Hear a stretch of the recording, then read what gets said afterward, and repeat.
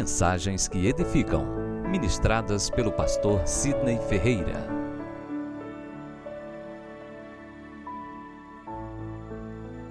Graças e paz, povo de Deus.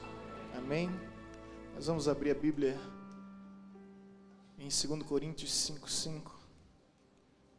Os irmãos encontraram? Posso ouvir um amém? Louvado seja Deus. A hora está bem avançada, estou ciente disso. Procurarei ser bem objetivo, sucinto, claro e direto, com a graça de Deus. 2 Coríntios 5:15 vai nos dizer: e ele morreu por todos, para que os que vivem não vivam mais para si mesmo, mas para aquele que por eles morreu e ressuscitou. Vamos ler todos juntos? Vamos ler nessa versão que se encontra na projeção. Vamos lá? E ele...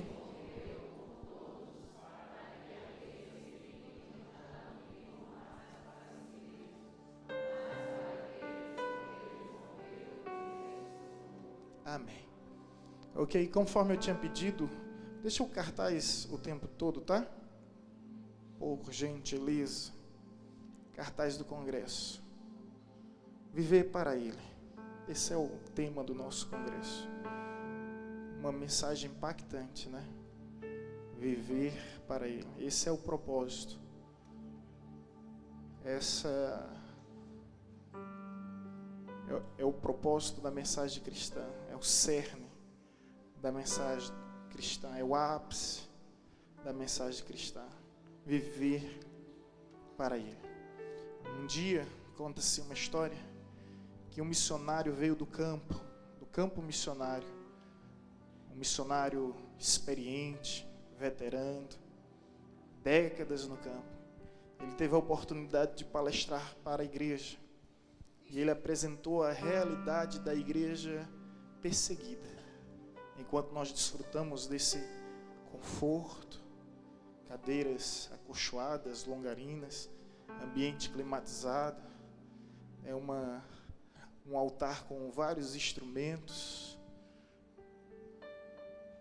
Existe uma igreja perseguida, e as estatísticas nos informam que 150 mil cristãos morrem por ano, porque estão em determinados locais e sendo vítimas da intolerância religiosa. E esse Senhor começou a apresentar essa realidade muito ignorada pela igreja brasileira.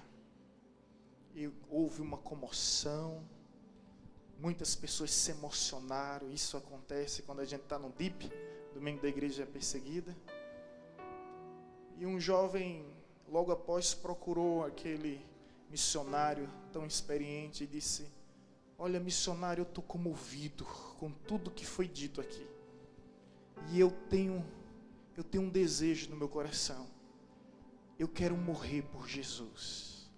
Missionário experiente olha para aquele garoto e diz tudo o que ele precisava ouvir. Ele diz: morrer por Jesus é fácil.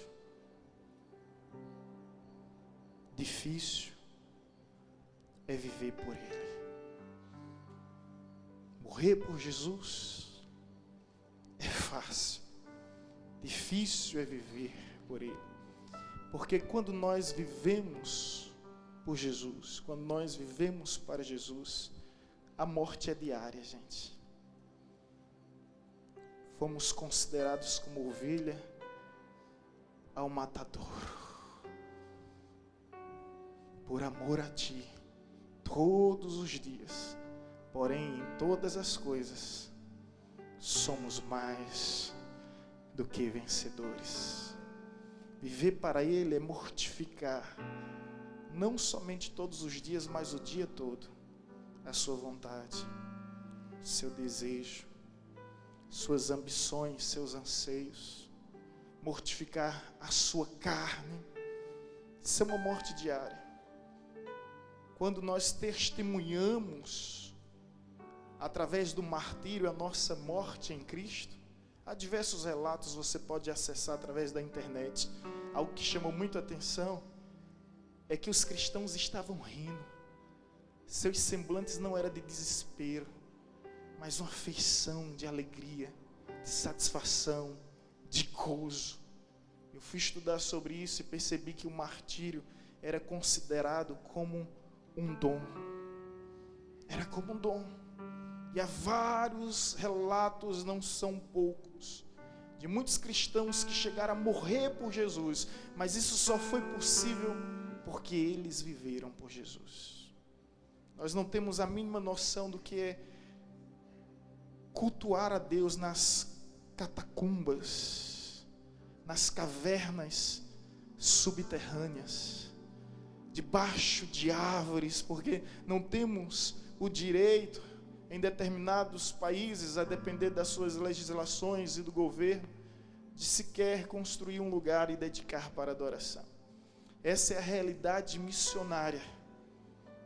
E essa palavra do veterano missionário, do homem experiente, que viu muitos amigos. Eu ouço testemunhos, como um pastor indiano, que todas as vezes, quando ele vai sair de casa para evangelizar, ele abraça a sua esposa e abraça os seus filhos. E ele disse, pregando isso para a gente, ele disse: eu faço isso todos os dias porque eu não tenho a certeza que ao sair eu poderei voltar. É a realidade que às vezes nós ignoramos ou fingimos que ela não existe. E aqui nós estamos no momento propício, num ambiente ideal, com várias bandeiras, representando todas as nações, para lembrarmos que se nós estamos aqui é porque alguém um dia falou de Jesus para nós. Tinha um missionário chamado Gregório. Ele passou um semestre dormindo conosco lá no seminário. Eu estudei 4 anos no seminário internato em Recife. E ele, Gregório, era da Bolívia. E ele falava aquele jeito gringo, né? Portanhol, português com espanhol. E um dia, ele estava se preparando para o mundo árabe. Eu não sei exatamente qual era a região aonde ele ia ficar, mas ele tinha um chamado para aquele lugar. E eu com os meus amigos estavam brincando com ele. Nós vamos provar a fé desse camarada agora, se ele é crente ou se ele não era crente. Muita coisa acontecia no seminário, viu, gente? Eu disse bem assim: ô Gregório, esquece esse negócio de missões, rapaz. Fica aqui entre a gente, vai pastorear uma igreja. Esquece esse negócio de missões, para que isso? Aí ele olhou para a gente, assustado, ele disse: cara, se não tivesse ninguém vindo do outro lado do oceano para falar do amor de Jesus para nós, nós não conhecíamos. E essa é a realidade. Se nós conhecemos Jesus é porque um dia alguém falou do amor de Cristo para nós. Alguém se sacrificou. Quando eu estudo a história de missões, eu fico impressionado. Cristãos que se dedicaram, ergueram suas mãos e digam: eu quero dedicar minha vida a missões. Quando eles atravessaram o Oceano Atlântico para o novo mundo, que era a América, quando eles chegaram na América, né, repleta de tribos indígenas, algumas delas canibais, sabe o que foi que eles fizeram? Eles atearam fogo na embarcação, para não se sentirem tentados a voltar para a Europa, a voltar para a Inglaterra, mas para cumprir a sua missão.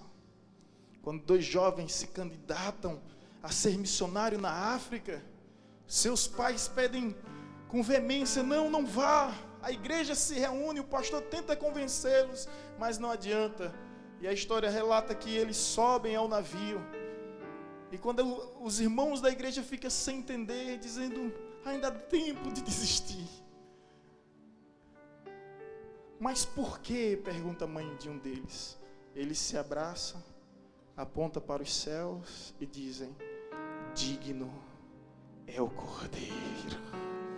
Digno é o Cordeiro. Por que digno é o Cordeiro? Quando minha esposa estava grávida, na 2ª gestação, nós estávamos Clínica Santa Mônica, ela com a hiperemese gravídica, vomitando bastante. E a gente apreensivo nessas horas, ficamos tensos. De repente, alguém arromba praticamente a porta daquele apartamento.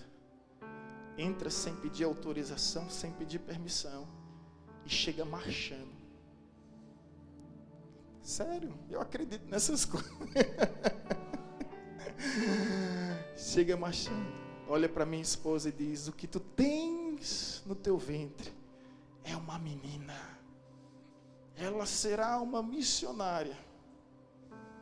Aí apontou para mim: e é tu que vai fazer a cirurgia, varão. Sobrou para mim, ó. Dia após eu fiz logo vasectomia. Sobrou para mim. Mas por que eu estou querendo dizer isso? Porque eu preparo meus filhos para ser missionários. Se eles vão ser doutores, vão ser profissionais de qualquer outra área, se Gabriel no seu sonho de ser jogador vai ser ou não, se Sara deseja seguir sua profissão ou não, eu preparo eles para ser missionário. Para ser missionário.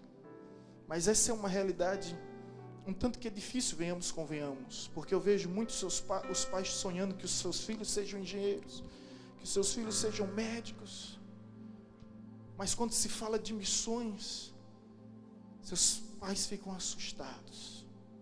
Quando Deus me chamou, eu tinha apenas 1 ano, estava prestes a ir para o seminário.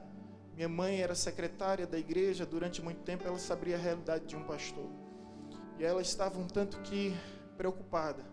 Foi necessário Deus falar com ela perante a igreja toda: eis que o teu filho, mulher, é meu, eu vou levar e dele cuidarei. Eu não estava nesse culto,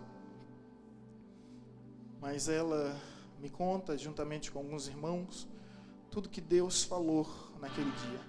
E a partir daquele dia ela ficou em paz, ela ficou totalmente segura, porque ela entendeu o propósito de Deus em nossas vidas. O que eu quero dizer com tudo isso é que a gente não prepara mais os nossos filhos para ser missionários. Eles podem exercer uma outra profissão, podem, mas vão ser missionários disfarçados de qualquer outra profissão.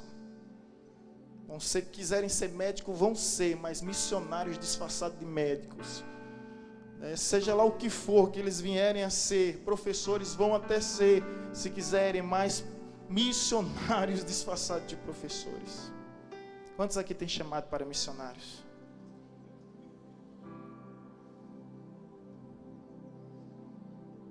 E quem não tem chamado para missionário, tem chamado para quê?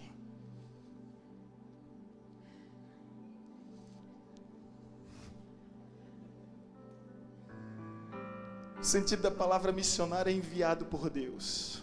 Talvez você não saiba, mas a vocação de missionário é para todo cristão. Todo cristão tem uma chamada missionária. Não significa que você vai ser um missionário transcultural, atravessar as barreiras geográficas do seu país, aprender um outro idioma e viver em uma outra cultura. Você pode ser um missionário intercultural, como o nosso evangelista Éder, um missionário intercultural. Está ali com a sua esposa, que também é missionária, Geisiane, missionária intercultural na sua cultura, exercendo sua influência. Um missionário disfarçado e agente penitenciário. E é assim que Deus faz. Viver para Ele. Viver para Ele é difícil, irmãos, porque requer renúncia, requer entrega, requer dedicação, requer uma devoção contínua. Quando Rodolfo Abrantes, no ano de 2001, em pleno apogeu, no auge do sucesso, da fama, do glamour, se reúne com sua banda e diz: a partir de hoje, eu não vou ser mais o vocalista dos Raimundos.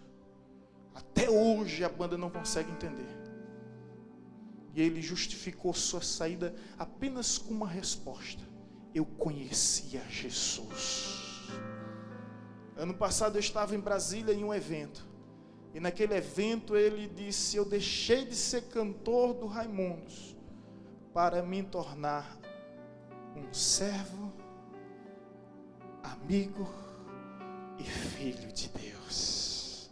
Aquela palavra tocou tão forte ao meu coração que eu gostaria de pontuá-la nessa mensagem, porque eu entendo que viver para Ele é justamente isso: é ser servo, ser amigo e depois ser filho. Agora entenda isso como níveis, como degraus para alcançar esse determinado lugar. Então viver para Ele em primeiro lugar é ser servo de Deus. Veja comigo o que a Bíblia nos diz em João 12. Você abra na sua Bíblia, tá? Se você não tem, se aproxima de um crente e acompanha com ele.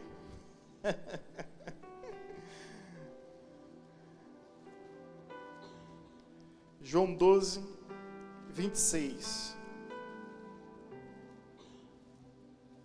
Se não tirar daí, está aí. Copo chique. Vim perceber agora. Doação abençoada do nosso irmão Valdir e Débora. Coisa linda. João 12, 26. Se alguém me serve, siga-me. E onde eu estou, ali estará também o meu servo. E se alguém me servir, o Pai o honrará. Você ouviu? Amém? Vou ler novamente. Assim está escrito: se alguém me serve, siga-me. E aonde eu estou, ali estará também o meu servo. E se alguém me servir, o Pai honrará. Servo, servo, servo. É isso que Deus veio buscar, é isso que Deus procura em nós. Um coração de servo, um coração abnegado, movido pelo altruísmo filantrópico de se sentir útil, sendo solidário, participativo. Não há nada melhor do que a sensação da utilidade, o quanto ela nos faz bem. Experimenta servir. Deus não nos chamou para ser servido, mas para servir. O próprio Cristo veio dos céus para a terra para servir. E é isso que Deus espera em nós, que sejamos servos. Servos. A palavra servo no grego, sabe qual é o significado dela? A expressão servo é doulos. O significado dela, sabe qual é? Escravo. Por isso que em algumas ocasiões você vai ver o apóstolo Paulo falando: eu, escravo de Cristo. Aí um dia um jovem não entendeu por causa desse sentido, né, desse conceito de definição bem diferente sobre escravo. Ele disse: pastor, como assim escravo? Eu disse: deixa eu te explicar uma coisa. Quando alguém na antiguidade era indigente, abandonado, maltrapilho, vivia como um nômade, forasteiro, sem rumo, sem eira, sem beira, aí a nação de Israel acolhia aquela pessoa, fazia com que aquela pessoa trabalhasse 6 anos. Ela era escrava durante 6 anos para aquele senhor, mas ao tempo ela tinha direito a tudo. E no final de 6 anos ele era livre. Durante esses 6 anos, se você for ler Pentateuco, ele poderia construir uma família, ele poderia desenvolver uma profissão, mas depois dos 6 anos ele era livre para viver conforme bem desejasse. Agora, se ele desejasse permanecer, ele tinha que furar a orelha, e era considerado um servo da orelha furada, ou seja, um escravo voluntário, um escravo que quis ficar. Quando o apóstolo Paulo fala sobre escravo, eu escravo de Cristo, a palavra que tem lá é doulos, fazendo justamente essa conotação. Eu sou escravo por conta própria, eu quero servi-lo, E sabe de uma coisa? Se existe livre-arbítrio, eu abri mão do meu. Porque um dia eu disse a Deus: Deus, eu não quero ser livre-arbítrio, eu não quero o livre-arbítrio. Eu quero ser teu, totalmente teu, fazer a tua vontade e viver conforme o teu desejo, teu, sendo guiado, sendo movido por ti. Então, o que Deus espera de nós é que venhamos ser servo. Em diversas cartas escritas pelo apóstolo Paulo, o que eu acho interessante, vou dar um exemplo dela, Romanos, capítulo 1, primeiro capítulo, versículo 1, você vai encontrar o seguinte: eu, Paulo, servo de Cristo, separado para ser apóstolo. Gente, que coisa extraordinária. A gente lê e não percebe a lição que ele está nos dando. Ele apresenta a pessoa, depois apresenta a função e depois apresenta o título. Hoje em dia inverteram isso. As pessoas se apresentam como apóstolo, eu bispo. Já criaram até o patriarca, que teve uma igreja nos Estados Unidos que consagrou um pastor a ser rei. Parece... Seria cômico se não fosse ridículo, né? Consagrou a ser rei. Entra na internet que você vai ver todas as informações acerca disso. Porque as pessoas são movidas por títulos, e essa cultura me preocupa. Essa cultura me preocupa. Permita-me aqui confessar e confidenciar com vocês. Quando a gente entra em contato para determinados eventos, para chamar algumas pessoas, eu percebo que já não existe mais uma cultura de servo. É uma cultura de astros, de artistas, de celebridade. E isso me enoja. Isso me faz sentir um cafetão que fica oferecendo a noiva de Cristo por uma noite para qualquer um que vem por causa do cachê. Eu deixei de participar de alguns eventos públicos na nossa cidade porque eu tinha acesso a determinadas informações que me entristecia. E eu dizia para mim mesmo: Jesus não está nisso. Isso é euforia. Isso é algazarra. Jesus não está nisso. E essa cultura pop em nosso meio, onde a gente está venerando, e quem está sustentando isso somos nós.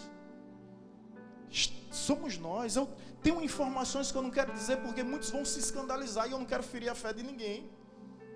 Mas cachê de 150 mil, de 180 mil, sendo pedido para passar um dia, fora as exigências que existem. Fora as exigências. Eu digo: meu Deus, será que não tem mais nenhum remanescente servo disposto a servir despretensiosamente, apenas pela satisfação de fazer algo nobre, algo justo? Quando eu digo bem assim, é por sertão, eu penso que eu vou, conseguir convencê-los dessa forma. Eu uso todas as estratégias. Valdir é bom de lábia. Olha aí, ó, o avião que ele conquistou. Ele é bom de lábia. E eu uso todos os recursos que tenho. Aí eu digo bem assim: olha, no sertão do Nordeste, venha fazer missão. Quando eles dizem bem assim, tem que parar numa capital e ainda fazer um translado. É um translado, se for por Aracaju, 3h30. Se for por Salvador, vai ser em torno de umas 6h30. Ah, não, tem que aumentar o valor. Eu penso que eles vão diminuir o valor. Aí aumenta o valor. E quem sustenta tudo isso somos nós. Somos nós. E eu pergunto: onde está a cultura de servo? Abnegado, o apóstolo Paulo diz: eu, depois vem pessoa, Paulo, segundo, servo de Jesus Cristo, separado para ser apóstolo. Ei, antes do título vem a função, antes da função vem a pessoa. Mas a gente fica tão obcecado por títulos, que os maiores cismas da igreja é por causa de títulos. É por causa de títulos. Por causa de cargos. Aí quando Jesus vier buscar a igreja, eu sempre insisto em dizer isso. Como disse o pastor Luiz Andrade, lá de Salvador, do Pirajá, nós pregávamos lá um dia, ele disse a mim: pastor Cid, eu tive uma visão, e na minha visão, estava dormindo, uma visão noturna, eu vi muita gente da nossa congregação indo para o inferno. E elas diziam o seguinte: pastor, porque o senhor não foi mais verdadeiro, porque o senhor não foi mais incisivo, porque o senhor não foi mais autêntico e firme. E ele disse: a partir de hoje eu tomei uma decisão, eu tenho que falar a verdade. Eu não posso ser movido pela sensação de querer somente falar aquilo que agrada. E eu Guardei essa palavra, porque nós somos tentados a isso e esquecemos realmente o que importa. E Deus nos chamou para sermos servos. E eu vou dizer algo que eu sempre digo aqui: quando Jesus voltar, Ele não vai procurar pastor, diácono, não vai procurar líder de ministério, não vai procurar quem cantou no coral, quem participou da intercessão. Se você for olhar o texto bíblico, a única classe que Jesus voltará do céu para buscar é a classe de servos. E a voz ressoará, dizendo: vinde, meu servo bom e fiel, foste fiel no pouco, sobre o muito te colocarei.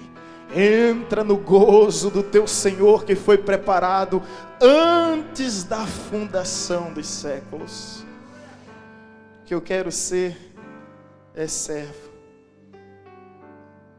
Nada mais do que isso. Porque quando Jesus nos diz isso, é porque é possível a pessoa ser pastor, ser missionário, até diácono, e deixar de ser servo.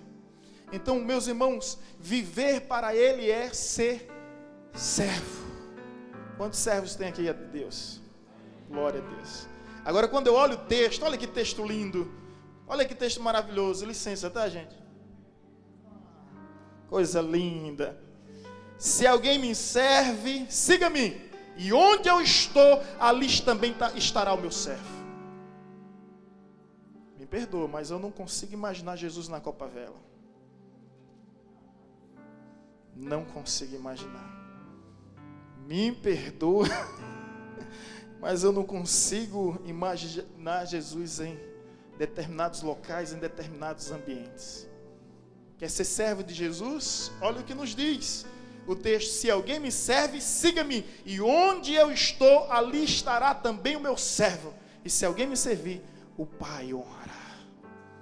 Deus tem prazer em honrar aqueles que verdadeiramente são os seus servos. E o servo procura fazer o que Jesus fazia, procura estar aonde Jesus estava, procura falar conforme Jesus falava. Às vezes nós somos movidos por tantas dúvidas. Tem um livro que se tornou um best-seller e até, inclusive, se tornou um filme, que é Nos Seus Passos, nos Meus Passos, o que faria Jesus? Sempre que você tiver uma dúvida, pergunte para si mesmo: no meu lugar, o que faria Jesus? Pode ter certeza que sua dúvida acaba. Quando você perguntar: no meu lugar, o que faria Jesus? Sua dúvida acaba. E ali você já não vai ter dúvida. Você vai saber o que Jesus faria e o que Ele não faria. E você vai ter a liberdade de escolha. Segundo lugar, Ele não nos chamou somente para sermos servos. Ele nos chamou para sermos amigos. E aí quando você abre a Bíblia, em João 15:15, vai nos dizer o seguinte: já não vos chamo servo, ou seja, durante um tempo foi chamado de servo, mas já não vos chamo de servo, eu vos chamo de amigo. Porque o servo não sabe o que faz o seu senhor, mas tenho-vos chamado amigos, porque tudo quanto ouvi de meu Pai vos tenho dado a conhecer. Não existe segredo entre amigos, não existe formalidade entre amigos. Não existe burocracia, protocolo entre amigos. Amigos abrem o coração, compartilha de sonhos, revela segredo. É isso que Deus quer. Ele não quer que você venha simplesmente servir. Ele quer ser seu amigo. E ele faz essa comparação. Já não vos chamamos mais de servo, mas de amigo, porque o servo não sabe de nada. Ele apenas obedece ordem. Mas o amigo sabe tudo. Jesus deseja te revelar segredos que você não conhece. Quando se fala de amigo aqui, eu logo penso sobre intimidade. É isso que Deus quer. É tão difícil hoje, né? Amigos. Parece uma virtude em extinção. Você não sabe quem é seu amigo. Quando você olha para redes sociais, tem um bocado de amigo, de seguidores. Mas quando se trata da realidade é bem diferente. E o que é um amigo? Um amigo não é somente aquela pessoa que chora por você. É fácil chorar. Amigo é aquela pessoa que sorri com você. Deixa eu te explicar melhor isso. Não é tão difícil encontrar alguém que chore suas dores. Não é tão difícil. Difícil mesmo é encontrar alguém que se alegra com tuas conquistas. No dia que você conquistar algo e essa pessoa olhar para você e dizer: eu estou feliz por você, meu irmão, pode ter certeza que você encontrou um amigo. Mas infelizmente você diz: eu consegui comprar um carro, parcelado em tantas vezes, qualquer um compra. Eu consegui comprar casa, financiado, qualquer um compra. Consegui um varão, não vai dar certo não. Isso não é amizade. Amizade é você se alegrar. E quer saber de uma coisa? Jesus se alegra com as nossas conquistas. A Bíblia vai nos dizer em Salmo que o Senhor fica feliz com a prosperidade do seu povo. Ele se alegra com as nossas conquistas. Ele não somente se alegra, como Ele é o responsável por todas as nossas conquistas. Agora eu gostaria de te fazer uma pergunta retórica, você não precisa responder. Você se considera servo ou amigo? Em que nível você se encontra? Mas como disse Rodolfo, e aquela palavra solta naquele congresso, deixei de ser um vocalista de uma banda para ser servo, amigo e filho. Ele não precisou falar mais nada, mas eu entendi tudo. E agora, em último lugar, filho. Vamos para João, capítulo 1, você já está em João, versículo 12.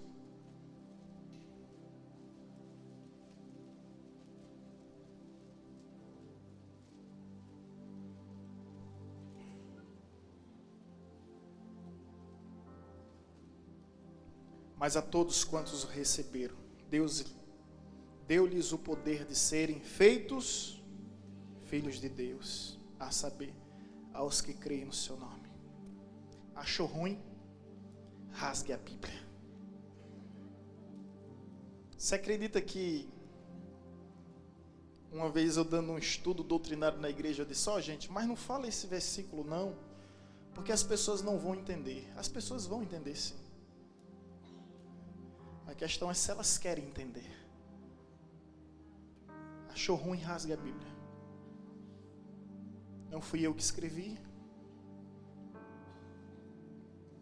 mas é o que está escrito e nós devemos submeter ao que foi revelado. Mas a todos quanto receberam, deu-lhes o poder de serem feitos filhos de Deus, a saber, os que creem no seu nome. Ou seja, se você não teve encontro com Cristo Jesus, você não é filho de Deus. Não posso ser mais sincero, não posso ser mais verdadeiro, e não posso contrariar o que realmente está escrito. Eu não duvido que Deus é Pai de todos, mas mediante a Bíblia, eu duvido que todos sejam filhos de Deus. Aí quando você vai olhar Efésios capítulo 2, consulta depois, vai dizer filhos da carne, filhos das trevas, filhos do diabo. São todos aqueles que não fazem a vontade de Deus. E você vai olhar Romanos, vai dizer: Deus nos deu o Espírito chamado Abba, que clama dentro de nós, Abba, que significa Pai. Porque o Espírito de Deus testifica ao nosso espírito que dele nós somos filhos. Prefiro ofender com a verdade do que iludir com a mentira. Aí a pergunta faz: pastor, e quem não aceitou Jesus é o quê?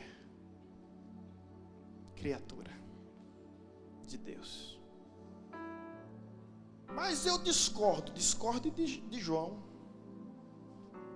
E não discordo de João não, discordo do Espírito Santo que inspirou João a escrever isso. São as horas que a gente passa, né? Mas a todos quanto receberam, Deus deu-lhes o poder de serem feitos filhos de Deus, a saber, aos que creem no seu nome. Aí continua o versículo dizendo: aos que não nasceram do sangue, nem da vontade da carne, nem da vontade do homem, mas de Deus. De Deus. De Deus. Quando Rodolfo Abrantes disse: eu quero ser servo, amigo e filho, ele continuou falando, mas eu nem lembro de nada. Fiquei ruminando a profundidade dessa palavra. E sabe de uma coisa? É isso que eu quero para a minha vida. Nada mais além. Quero ser considerado como servo, como amigo e como filho de Deus.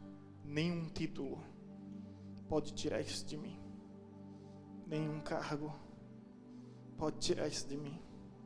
Nenhum status, posição, dinheiro, fama, sucesso, glamour pode tirar a convicção que tenho de ser servo, amigo e filho. Mais uma vez eu te pergunto: você se considera como? Apenas servo? De repente há pessoas que nem servo se consideram, né? Apenas um simpatizante de Jesus. Eu admiro Jesus. Jesus não veio ao mundo para ser admirado. Ele veio ao mundo para ser seguido. Ele não veio ao mundo para conquistar adeptos simpatizantes. Ele veio ao mundo para conquistar seguidores. E agora eu quero concluir. Vamos voltar ao texto de origem. 2 Coríntios 5. E eu tenho uma revelação, viu?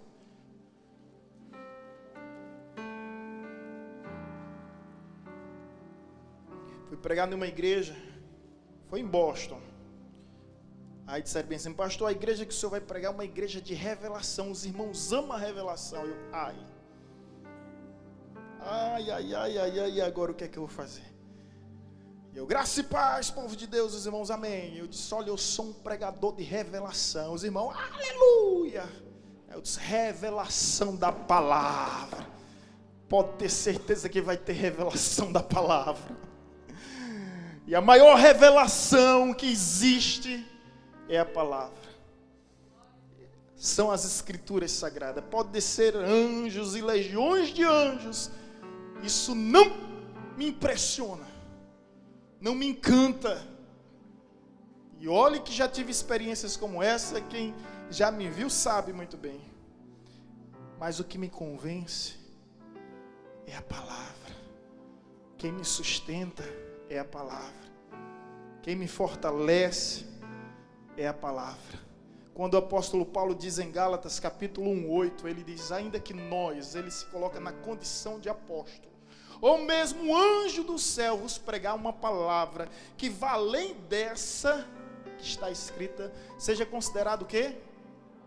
Anátema, amaldiçoada. Ou seja, o que Paulo está dizendo: nem nós, apóstolos, nem os anjos dos céus podem ir além do que está escrito. Eu fui dizer uma vez aqui, gente, deixa eu partilhar algumas verdades aqui. Eu fui dizer aqui que na minha experiência do chamado não para ir para o seminário, mas o chamado para me consagrar ao Senhor, eu tive uma visão. Eu perdi todos os sentidos, exceto a visão. E durante um tempo eu fiquei paralisado. A ciência chama isso a paralisia do sono. Mas eu sei o que eu tive ali, que foi um arrebatamento, uma espécie de arrebatamento no espírito. Naquela ocasião eu vi um anjo e estendeu as mãos sobre mim. Eu já contei isso e raramente eu conto, vocês vão saber o porquê. E senti, sabe, a visão era como se fosse fogo caindo sobre mim. Aquele mesmo dia eu fui para uma igreja de uma pessoa que já era pastora Cícera do Jardim Bahia. Ela profetizou: eis que enviei o meu anjo diante de ti para te consagrar ministro do meu evangelho. Aí eu fui contar isso aqui na igreja, como seminarista. Aí eu fiquei sabendo que depois um irmão chegou e disse bem assim: se hoje eu não ver um anjo, eu me desvio do evangelho. Foi, irmãos. E esse irmão ficou até de madrugada buscando ver o anjo. Aí depois ele veio me contar. Aí eu disse, meu Deus, eu fiquei tão mal com aquilo. Que eu disse bem assim, eu não vou contar minhas experiências particulares para que a fé de seu ninguém se fundamente nas minhas experiências particulares. O apóstolo Paulo tinha tantas experiências particulares com Deus, mas quando ele abria a boca era para falar a palavra. Pregar a palavra. Porque experiência pessoal são apenas experiências. Pode impressionar qualquer um, mas são apenas experiências. O que vai fazer toda a diferença na nossa vida como cristãos é justamente a palavra. É o poder da palavra. A palavra que é viva, que é eficaz, que é mais penetrante. E se a gente viver de experiência, vai ser um evangelho de oba-oba. Porque se o culto não tiver cai-cai, se não tiver unção do riso, se não tiver revelamento, não é mais nem revelação. Aí o culto não presta. Porque o povo não é mais bereano. A igreja em Atos, a igreja dos Bereias, dos bereanos, era elogiada pelo apóstolo porque a Bíblia nos diz que eles consultavam tudo o que o profeta falava, o pregador falava através das escrituras. Ou seja, era um olho na Bíblia e um olho no pregador. E eu creio tanto nessa palavra que eu desafio qualquer um de vocês. Se um dia eu deixar de falar o que está escrito nesta palavra, por favor, fiquem com a palavra. Se um dia eu cometer o lapso, o desvaneio, a loucura, a insanidade de ir de encontro com a palavra, por gentileza, fiquem com uma palavra. Porque os céus e a terra passarão, mas a palavra do Senhor permanecerá para todos sempre.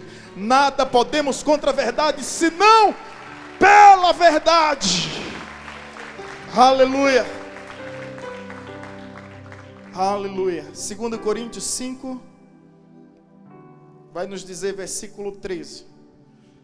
Porque se enlouquecemos é para Deus, se conservamos o juízo é para vós outro. Hoje que você não veio de manhã, você perdeu um maluco aqui pregando no altar. O caba estava louco, doido, ele mesmo que disse isso, estou doido aqui, estou louco. Foi Saulo hoje, né? Ah, rapaz, foi ele que disse, tá? Estou reproduzindo o que ele disse. Ele disse até, estou choco. Eu disse, menino, faz tempo que eu não ouço isso. Mas olha, Saulo, tem fundamento bíblico, por isso que eu não repreendi você. Porque se enlouquecemos é para Deus, se conservamos o juízo é para vós outros. Pois o amor de Cristo nos constrange, julgando nós isto. Um morreu por todos, logo todos morreram. E ele morreu por todos, para os que vivem não vivam mais para si mesmo, mas para aqueles que por eles morreu e ressuscitou. Assim que nós daqui por diante a ninguém conheçamos segundo a carne. Se antes conhecemos Cristo segundo a carne, já agora não conhecemos deste modo. Versículo 17. Se alguém está em Cristo, é nova criatura, as coisas antigas já passaram e eis que fizeram novas. Deixa eu concluir aqui dizendo, sabe o que significa viver, finalmente viver para Ele? Sabe qual é o ápice de viver para Cristo? Deixa eu ser muito sincero. Significa morrer por Ele.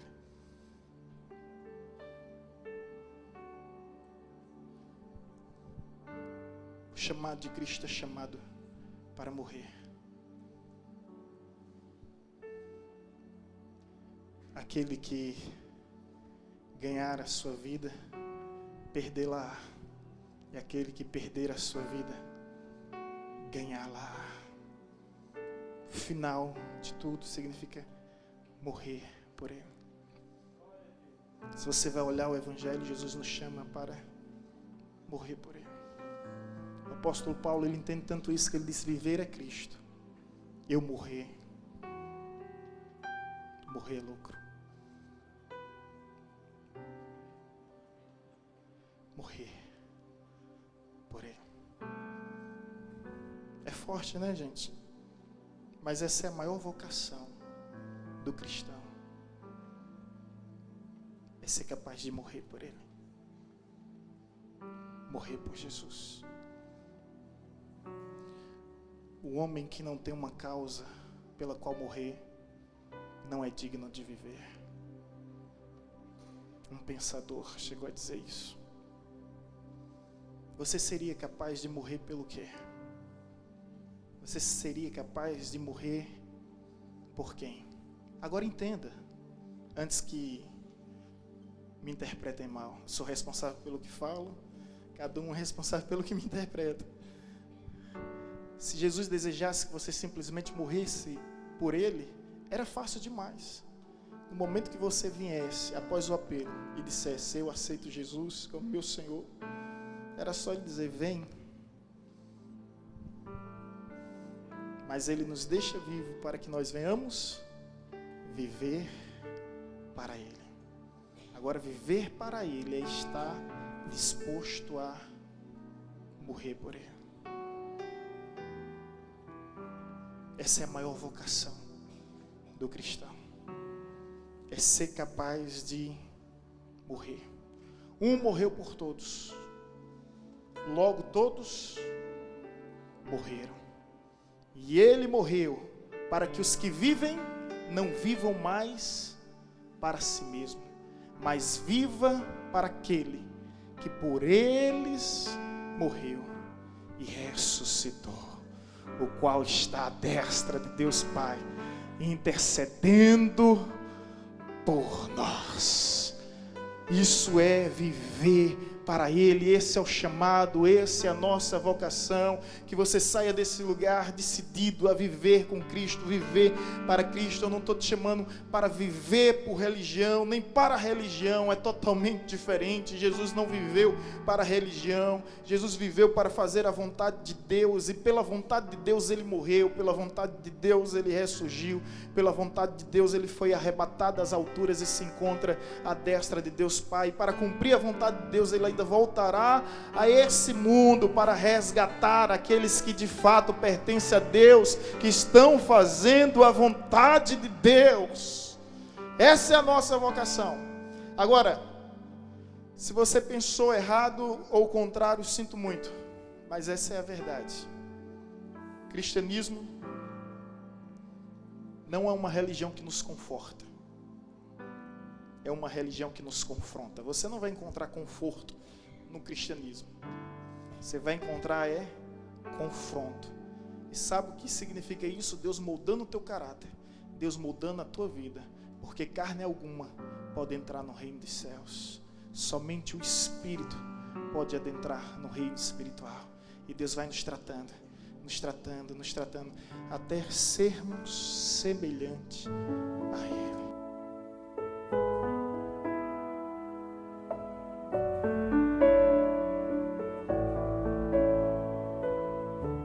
Você acabou de ouvir uma mensagem ministrada pelo pastor Sidney Ferreira, da Igreja Batista Evangelizadora.